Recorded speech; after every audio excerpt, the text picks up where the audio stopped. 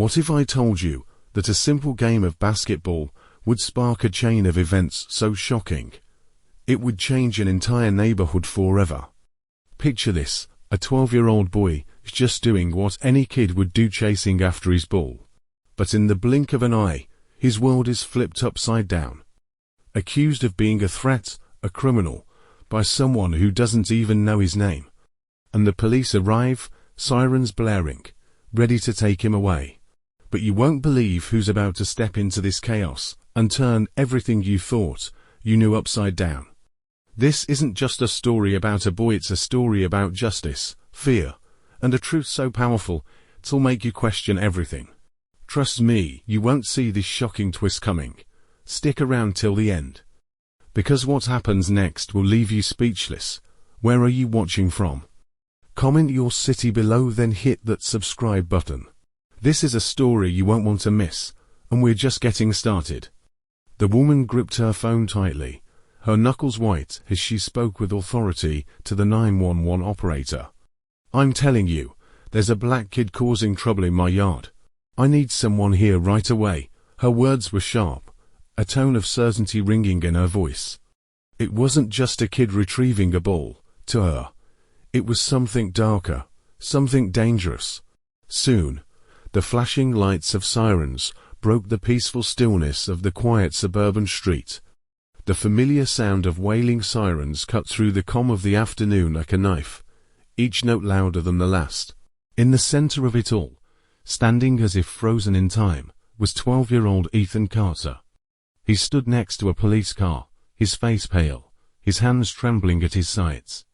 Around him, a small crowd of neighbors had gathered. Whispers filled the air, but Ethan couldn't hear them. His world had shrunk to the space between the officer's cold stares and the judging eyes of the crowd. This was how it all began. Ethan had just moved into the neighborhood with his mother, a smart, polite boy who loved basketball.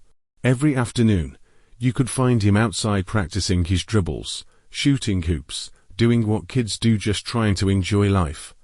But on that day, as the ball bounced out of his driveway and rolled into a neighbor's yard, it all came crashing down. Ethan chased after the ball, laughing as it came to a stop on the other side of the street. He didn't think anything of it. It was just a ball, right? No big deal. He walked over to the edge of the yard, called out, "Excuse me, my ball's over here." But no one answered. He paused, glancing around. The street was empty. His neighbors were nowhere in sight. Ethan, never one to cause trouble, hesitated, but then decided to grab the ball anyway. He didn't want to be a bother, but he needed it. What Ethan didn't know was that someone was watching. From her window, Karen Thompson's eyes locked on him. To her, it wasn't just a child retrieving a ball, it was something far more sinister. Her mind raced with thoughts she didn't even want to acknowledge. Who was this kid? What was he doing in her yard?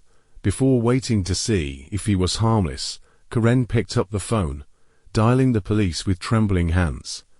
"Hello, police," she said. "There's a black kid causing trouble in my yard. He's been snooping around here all day. Can you send someone right away?"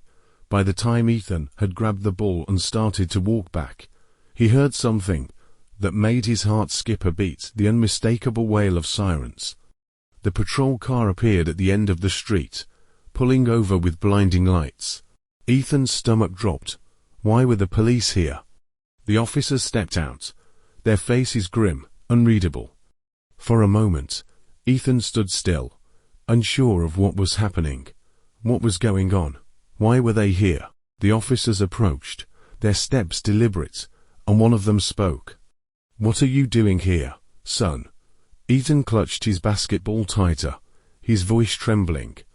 I was just getting my ball. It rolled into her yard." Before he could explain further, Karen appeared in the doorway. She pointed a finger at him, her voice rising. "That's him. He's been here all day, lurking around my property. I don't care what he says, he doesn't belong here." Ethan's heart hammered in his chest. His hands shook, and his eyes darted between Karen, the officers, and the small crowd that had gathered. The weight of their gazes felt like chains around his chest, pulling him down. His mouth went dry.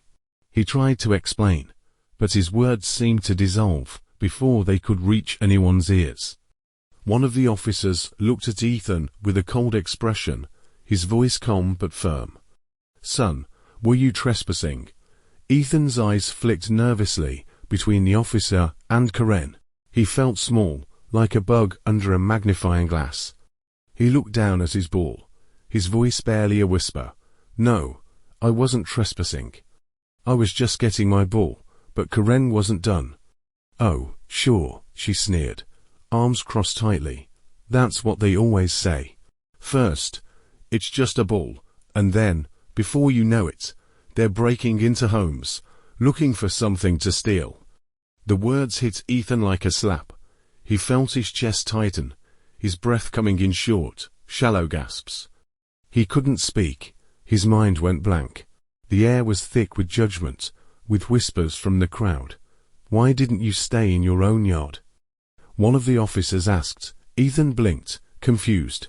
His voice shook. "I was just getting my ball. It's all I was doing." The officer didn't respond immediately.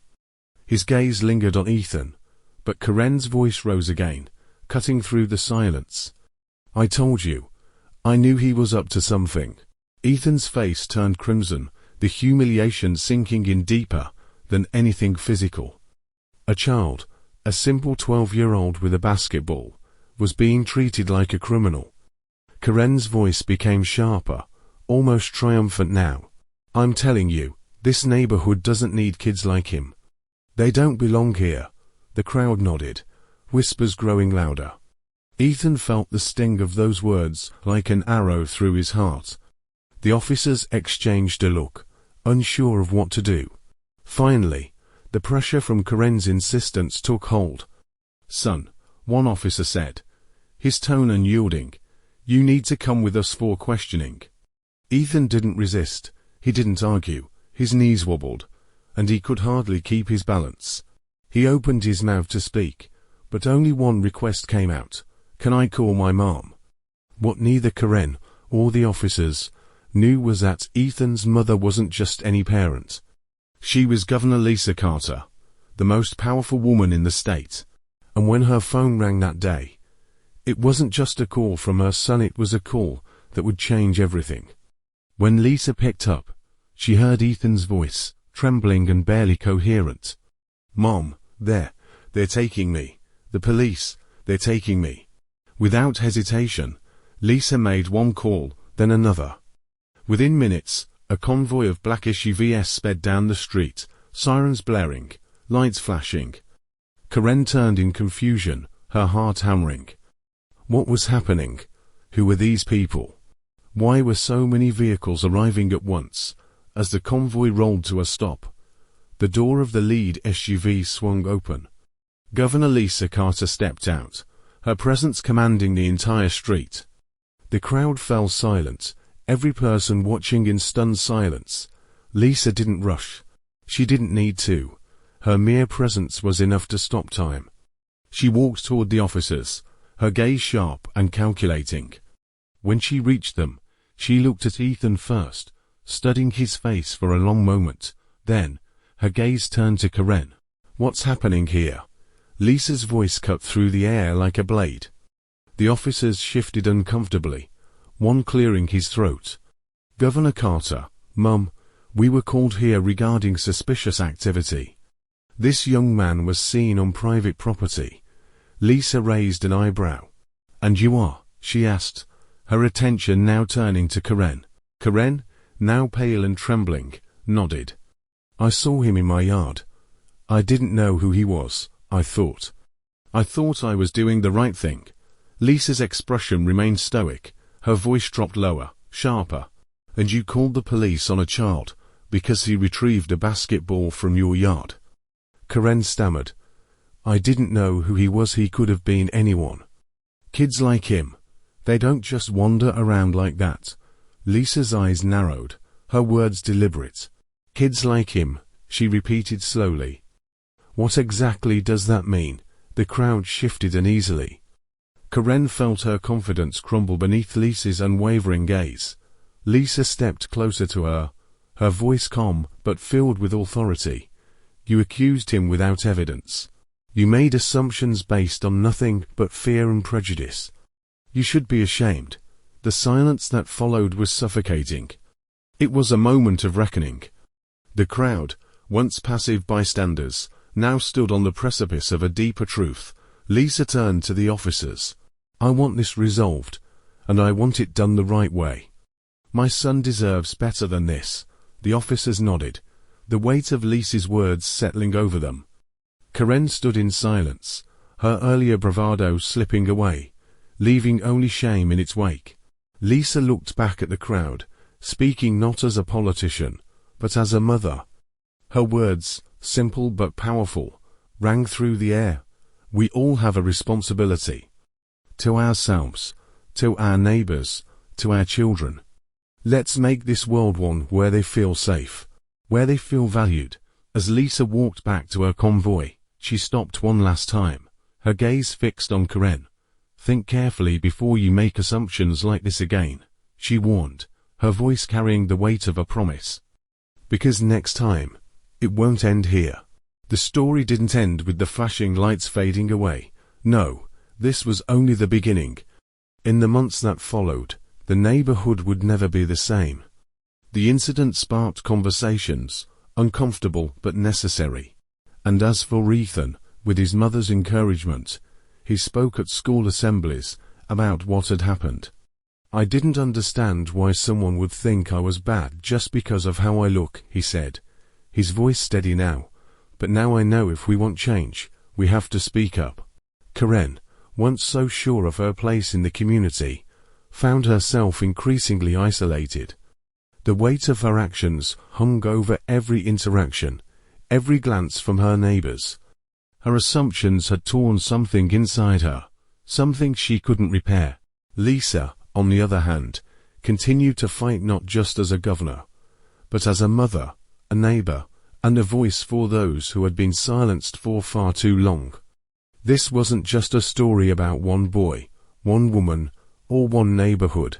It was about the courage to confront our assumptions, the power of truth, and the hope that together, we could create a world where everyone truly belongs.